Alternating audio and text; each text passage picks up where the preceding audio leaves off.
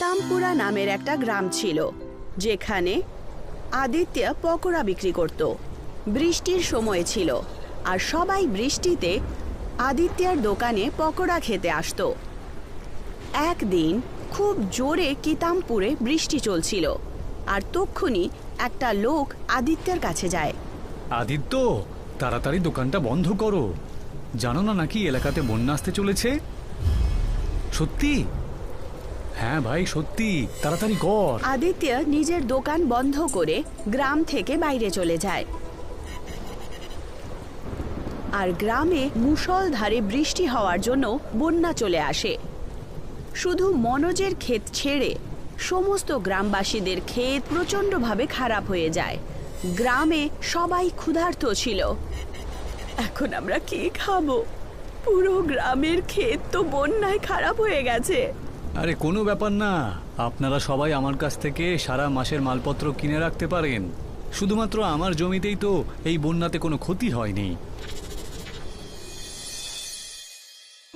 আদিত্য নিজের পকোড়ার দোকান একবার আবার গ্রামে খুলে দেয়, কিন্তু তার কাছে পকোড়া বানানোর সামগ্রী ছিল না।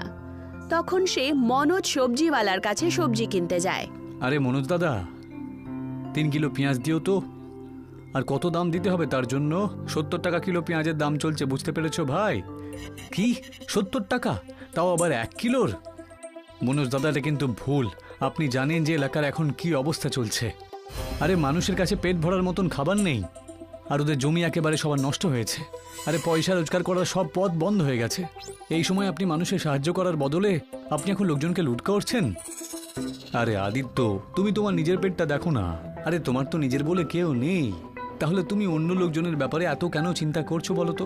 এটা কিন্তু ভুল, এটা বিশাল বড় ভুল মনোজ। আদিত্য লোকেদের খারাপ হয়ে যাওয়া ক্ষেতগুলো দেখে আর বলে ওঠে, একটা সময় ছিল যখন সব মানুষের রোজগারের একটা ভালো পথ ছিল, তাই না?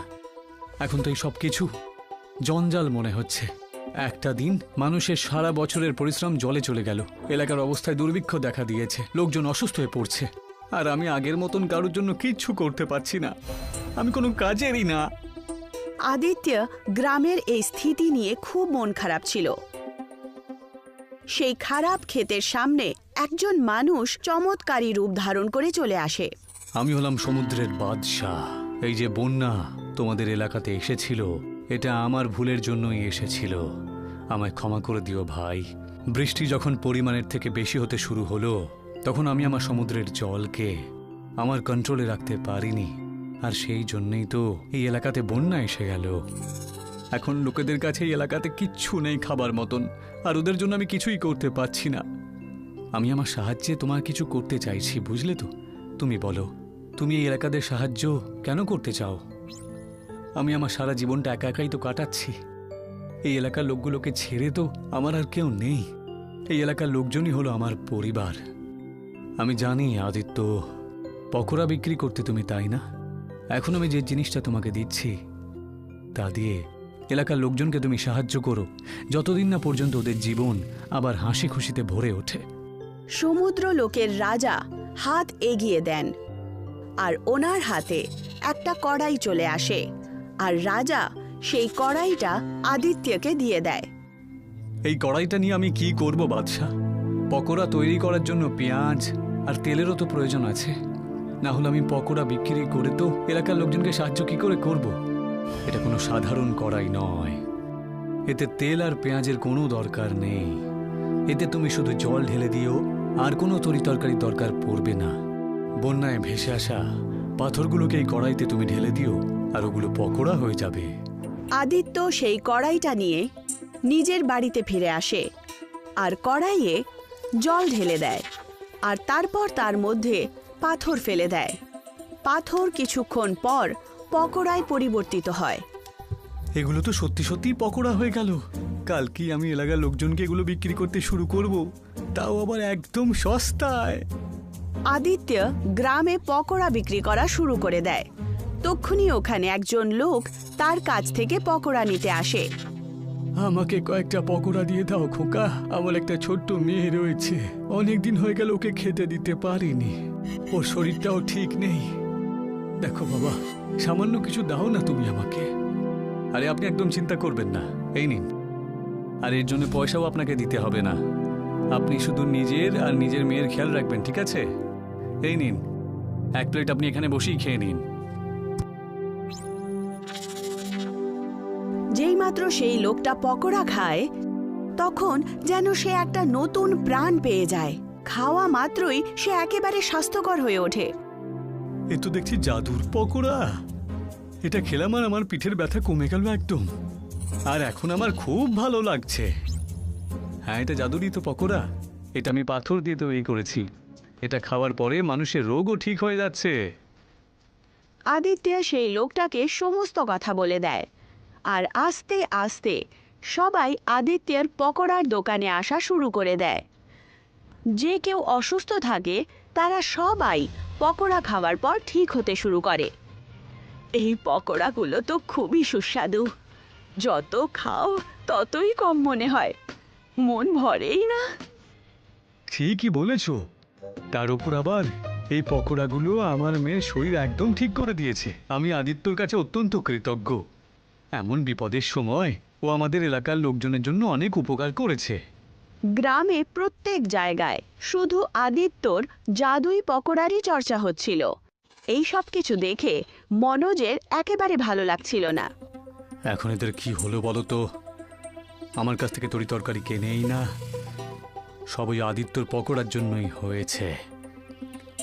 ভেবেছিলাম নতুন বাড়ি আর বাংলো কিনবো, কিন্তু ওই পকোড়াগুলো আমার প্ল্যান পুরো ভেস্তে দিল। কিছু একটা করতে আমাকে হবে। মনোজ মনে মনে কিছু একটা প্ল্যানিং করতে শুরু করে। তক্ষুনি তার কাছে গ্রামের প্রধান মশাই আসেন। এবার তো তুমি তোমার তরি তরকারি কম দামে বিক্রি করা শুরু করো, না হলে তোমার দোকান কিন্তু ডুবে যাবে বলে রাখলুম। আর কখনো বাইরেও আসতে পারবে না, আর কোনোদিন বড় লোকও হতে পারবে না, বুঝলে? এলাকার অবস্থা সময়ের সাথে সাথে পাল্টে যাচ্ছে কিন্তু। হ্যাঁ, আর ওই আদিত্য দুর্ভিক্ষ পর্যন্ত দূর করে দিয়েছে। আপনি ঠিক কথাই বলছেন প্রধান মশাই, কিন্তু এই জাদুর পকোড়া আদিত্য তৈরি কি করে করছে? সমুদ্রের বাদশাহ ওকে একটা কড়াই দিয়েছিল, আর ওতে পাথর দিলে পরেই সেটা পকোড়াতে বদলে যায়।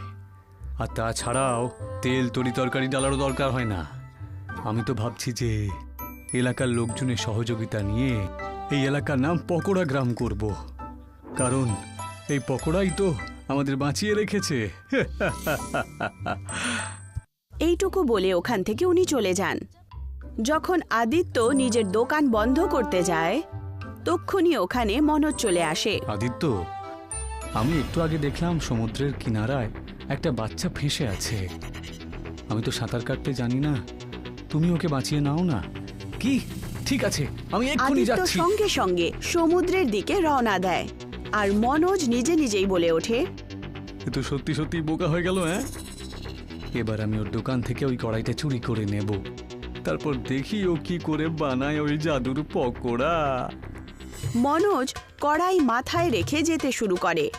তক্ষুনি একটা বড় আলো সে দেখতে পায়, আর তার মাথা থেকে সেই কড়াইটা নিচে পড়ে যায়। আরে, এটা আবার কিরকম আলো? তক্ষুনি ওখানে সমুদ্রের রাজা প্রকট হন। নিজেকে একটু সামলাও আর দেখতে থাকো আমি তোমায় যা দেখাচ্ছি। একটা বাচ্চা ছিল যেই তামপুরাতেই বাস করত সবসময়। সে সারা দিন রাত লোকেদের সাহায্য করেই বেড়াতো, বুঝলে? কাকিমা, দাও, আমি এই ভারী মালটা তুলে নিচ্ছি। ওই বুড়িটাকে সাহায্য করতে থাকতো। ওর এই ভারী মালপত্র ওর বাড়িতে পৌঁছে দেয়। ওর কাছে পেট ভরার মতো খাবারও নেই। অনেক দিন পর্যন্ত সমুদ্রের তটেই ও কাটিয়ে দেয়, বুঝলে? কোনো কিছু না খেয়ে। যখন কেউ কথা বলার জন্য কাউকে পায় না, তখন ও কুকুরদের সাথেই কথা বলে।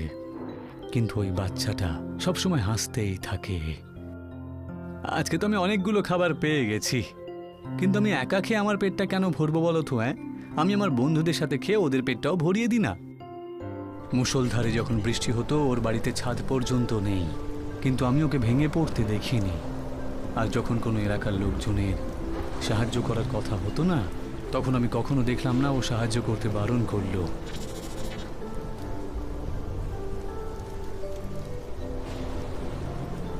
একদিন প্রধান ওর দিকে তাকায় খুব বৃষ্টির মধ্যে। বাবা, তুমি এখানে কি করছো? এলাকার লোকজনের কাছ থেকে তোমার ব্যাপারে অনেক কথাই শুনেছি। তুমি নাকি গ্রামের সবাইকে খুব সাহায্য করো। আমার কাছে তো বাড়ি নেই প্রধান মশাই, আমার তো কেউ নেই, তাই আমি গ্রামের লোকজনকেই সাহায্য করে দিই। তুমি কি বলছো? তোমার কেউ নেই? আরে আমি আছি তো, আমাকে তোমার আব্বুই মনে করো খোকা। আচ্ছা, তোমার কি খেতে ভালো লাগে? আগে পকোড়া খেতে আমি খুব ভালোবাসি। এই গল্পটা হলো আদিত্যর, যার কাছে কিছুই ছিল না, কিন্তু যেটুকু ছিল সেসব দিয়েও লোকজনকে সাহায্যই করতো সবসময়। আর এক তুমি, যার কাছে এত কিছু থাকা সত্ত্বেও কাউকে সাহায্য করে না, তাই না? আমায় ক্ষমা করে দাও বাদশাহ। এবার যখন সবার জমিতে ভালো ভালো ফসল হবে, তোমার তখন ভালো হবে না। আবার যখন বৃষ্টি পড়বে, তখন তোমার জমির সব ফসল নষ্ট হয়ে যাবে, আর এলাকার লোকজনের জমি ফসলে একেবারে ভরপুর হয়ে যাবে। মনোজ মন খারাপ করে ওখান থেকে চলে যায়। আদিত্য নিজের দোকানে আবার ফিরে আসে আর পকোড়া বিক্রি করা শুরু করে দেয়। আর প্রধান মশাই সমস্ত গ্রামবাসীদের সহমত নিয়ে গ্রামের নাম পিতামপুরা গ্রাম থেকে পকোড়া গ্রাম করে দেন।